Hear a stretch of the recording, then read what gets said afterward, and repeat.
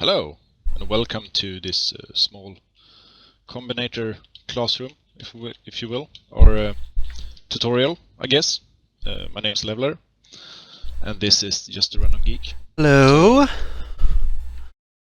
And I know mostly nothing about combinators, and I have brought him here today. I guess I should go for the computer joke and say hello world, right? Yep, always. So, guess the very simplest thing we can make is a lamp that lights up when you put stuff in a box. Oh, sounds perfect. So, the way we do that is, I'm just going to build one here and then we can talk about it for a minute. Take and since you're a box. They will see everything. Yep. Take a box and a lamp and we wire it up. And you set the lamp up by clicking on the wire and the pole. And then I'm just going to set this to be anything. And so this lamp will light up when we put anything in that box. So I can go stick a stack of wood in there and the lamp lights up. Simple enough, right? Yeah, and I can put like a power pole or anything, right? Anything you want. And you can take out the stack of wood I put in there too. Here, I'll take that. Also note that when you mouse over the electric pole, the contains or the things inside the chest is showing. And so if I just put... Is that like what's on the signal, right? Yeah, so if I just put a bunch of random stuff in there, when you mouse over the pole, it shows you everything that's on that. And right now, the other subtle detail there is they have a red background. Yes. And so that's because that's the red wire. If I took another box here and I hooked it up to the pole with a green wire, and I put something different in that one. Oh, I see. Then it shows you that, this is what's on the red wire and this is what's on the green wire. Exactly. Two wires are identical. The only reason there's two of them is because sometimes you need to carry two different signals on the same set of poles. Yeah. For example, to an outpost maybe, you can have one sending requests and one sending like return signals, so it doesn't get mixed up. Yeah. So, I'm going to take away this one on the green wire here because we don't need that for now. So the next interesting thing that happens is that everything on the wire, if you hook up more than one thing to the same wire, put another chest on here, and I'm swarmed by bots again. Let's use something they won't bring me, like stone. So we can put a little stone in that one and a little stone in this one. And when you look at the pole and see the total see the number on there, it's the total. Yeah, that's really nice. And so I guess. So that's really useful if you've got a big bank of chests somewhere. You just wire them all up with the same wire, and you get the total of them right there, just like that. No extra work, no combinators, nothing. It just works. Yeah, and can I hook up any chest to that? Yes, every kind of chest can be hooked up. They all support reading the contents. The one special case, I actually don't have one handy. Let me craft one real quick. The one oddball is the, and I'm just going to use a green wire so we don't signals here. The requester chest, you can, instead of reading its contents, you also have the option to tell it what to request. And so if it gets a signal from the wire, it will configure its requests based on that. But we'll talk about that more later. Yep. The important thing right now is that all the chests are identical. For reading contents, you just hook them up and they read it, and it just adds it all up. Yeah, but let's say I want the light to show up when I have a certain number in it. because that's would be like a cool thing to have. Sure. So, like, I want to know if I have enough stone to make bricks. So you could, and in fact, I'm going to come over here and set this specifically for stone now, so we can use that as an example. Yes. So let's say we want to light it up when there's more than 50 stone. And right now there is, because there's the 2 boxes full. Yes, and the power poles say we have 92 of them. Yep, and so if I take stone out of one of those, then it'll turn off. Yes, because it will show when we have more than 50. Yep. And so you could actually set this to, say, equals 50, but you probably don't want that, because what happens here is if I put one more in, then it turns back off. Yes. And then you can have like a stage of things showing. Yep, so you could... like 50, 100, 150, and 200. It's exactly the same idea, and I guess I should explain the copy and paste I'm doing here. So if you shift right click on an entity, and then shift left click, or when you shift right click, it'll put this little green box around it. When you shift left click somewhere else, it will copy the settings. And I should have made that greater than before I did that. Oh, you copy with the right key, and you paste with the left key. Yes. And then we can set these to 100 and make this one 150. And yeah. When I go and add my other stack of 42, the bottom one will light up, and I actually don't have any more stone, so if you've got some... Nope. Do that. I usually don't carry around stone. So, I can finish filling this stack that I had here. Make it another 50, and it still doesn't light up, but then I can move so that I should move this window so it's not hiding the lamps. So as I add more stuff, lights them up and unlights them. Yes, and again you can hover over the electric pole to see how much content. The other thing we should point out here is that if I were to take another box here and put it down below here, take a green wire from this to all of these lamps. So those lamps are now connected with both wires. The red one goes to these boxes on the left, and the green one goes to the box down below.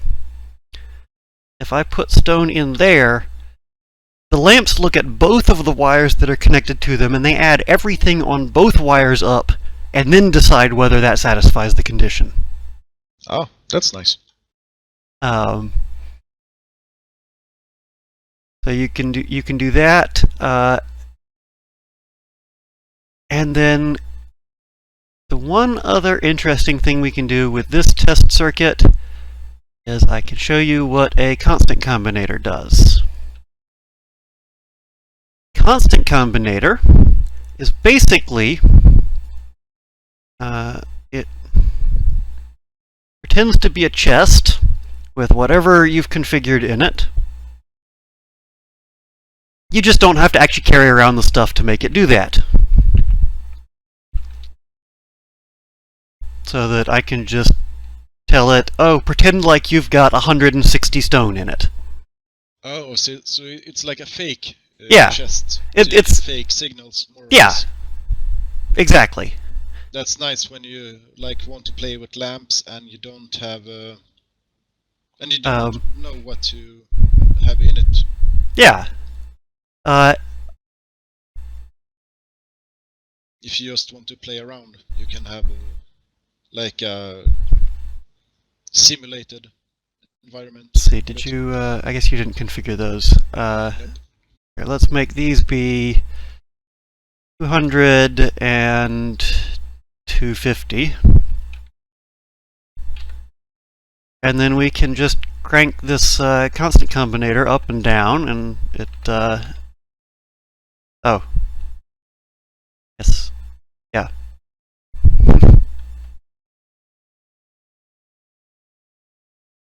And that's pretty much all there is to the wire itself, and lamps and chests and chest-like things.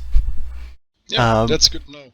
So, and pretty much everything that connects to the network that is reading contents out is pretending to be a chest of some variety. There's a lot of those, and we'll end up covering each of them individually, but most of them probably not today. So, what more can you show me? A nice simple one, I noticed over here where you've got lubricant, way over here. Oh yeah, I have to fix that sometime. Yeah. So I noticed that you're basically just, where is it? It's way down. It's way down here. Not this one. This one. Here. Here. So, you've just got your pipes here with the heavy oil, just feeding it straight into both the lubricant and the cracking. Yeah, but the problem with that... processed to... so there's an unrelated problem right now that it's backed up on petroleum, but we'll ignore that for now. Stuck on the pipes. So what you can do, though, is you can say, well, I want to switch off the cracking when I'm out of lubricant. Yeah, that would be great. And so I'm just going to lay a couple poles here. You're standing on that one. Yep. And we're going to drag this over here.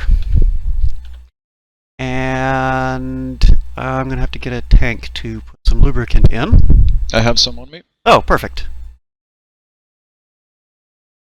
So I'm just going to drop a tank right here. And again, a tank is just a virtual chest. It just contains liquids instead of solids. Yep. And then I'm just going to drag a wire from that and bring it back over here to the cracking. And the small pumps, again, they work just like lamps. You set a condition, and they either run or they don't, based on that condition. Yes. So we're gonna set the condition based on when we have too little of the lubricant, right? So we need more. You're gonna set it. Let's see. So this turns on the cracking. So you only want to turn it on when you have enough lubricant. Okay. So we're gonna say like when we have more than 2,000. And then we can say when lubricant is on the fluids tab is greater than 2,000, which is not quite a full tank, but close enough to satisfy how much you need. You don't need so much, really. And so, right now, the refineries are running and they're putting out heavy oil, but these pumps are not running, so none of it comes over here to cracking. It all comes over here to be made into lubricant. Ah, that's perfect. Relatively slowly, because there's not much of it at the moment. But and then eventually, when this tank fills up, then it'll start cracking the oil, so it doesn't back up on heavy oil. Right. That is pretty much the first circuit I ever build in most of my factories. Yeah, I can see why. Because all the time I had I have to remember to connect and disconnect them when I need. Yep. So now you can just let it run forever, and it will take care of itself. Perfect. Unless there's full of plastic, but that's another problem we can look into someday. Yeah. I usually don't have that problem. If it backs up on petroleum, then you have a little bit of an issue. However, once it's run like this for a while, usually there will be enough lubricant tanked up there that when it backs up on petroleum, it won't really matter for a while because you're going to use the petroleum again before you run out of lube. Yeah. And that pretty much covers the basics of read a signal and do a thing with that signal. So, well, that's perfect. Just let me go through this on my own, and you can correct me. Sure. So the pumps is waiting for the oil tank to be more than 2,000, and then they shut off, right? And then they turn on. Ah, turn on. Yeah. Yep. And then, so the lubricant factory is actually going to keep running forever, even if there's more, until it backs up on lubricant. But that's not really an issue, because at that point, once you've got more than enough lubricant, then you're essentially dividing it evenly between between keeping up with lubricant and cracking it to make light oil. Yep. When you hook something up, it's gonna be on that wire forever, right? And if you add things, it will get more and more and more. And that's why it's good to have like 2 different kind of wires. Yeah. So anything that has this, if you take this red wire and you hook it up to anything, then all those things are on that wire together, and anything that anybody outputs is on that wire, and everybody that's reading it gets the combined total of everything. Yep. Let's see. So the logistic network that RoboPorts have, it's more or less Wi-Fi. Yeah, and so the logistics network, I'm just going to stick a random poll over here if so we I can can hook that derail up. on that just to tell them apart. So we can just pull a wire out from a RoboPort. This is another thing this is new. That's new as of 0.13, and so a lot of people don't realize you can do that. You can hook wires up to pretty much everything now. Oh, and now we see my whole logistic network on the wire. A RoboPort basically acts like a virtual chest that contains the entire contents of your robot network. So when you go look at this pole, it's even all the way off the bottom of my screen here. I usually have that problem. Yeah. So, but if I wanted to know, we could say, let's light up a lamp when the logistics net has more than 100K wood in it, if we wanted to. Now, yes, you can also do conditions on the logistics net, but you can do the same thing from the circuit by wiring it to a RoboPort. And that's useful once you've got some other combinators involved, which we will talk about shortly. Yes. Are we gonna talk about them in this episode, or? Let's split it here with a lamp that lights up when you've got too much wood in your network. Yep. So if you've got more than 100,000, is that the right number of zeros? Yes. So, actually, I should make it more than 112K so that it turns off. And then I don't have that much wood. Oh well. You could always request. Well, that's true. I can request some to take it out to make it. That's what I'm going to do. So we're going to end this with a lamp for more than 111,000. So it's lit up, and then if I go request all the wood, or a lot of it at least, if I request 10,000 wood, my inventory is going to fill up. But you see the light immediately turns off because the bots immediately picked it all up out of there, and then when I go cancel that request and my auto trash kicks in and they start doing the crazy dance where they are taking away the stuff and bringing it back. I have quite a few bots here. Yeah, that's almost as many as I've got. Oh, there is one other interesting thing you can do with the RoboPort while we're standing here, actually. Yes, do tell. Instead of the logistic network contents as a giant chest, you can also have it tell you how many bots you've got. So for example, if you wanted to, you could say, if I have fewer than 500 available bots, insert more of them into the RoboPort. Oh, that's nice. If you have a buffer of them.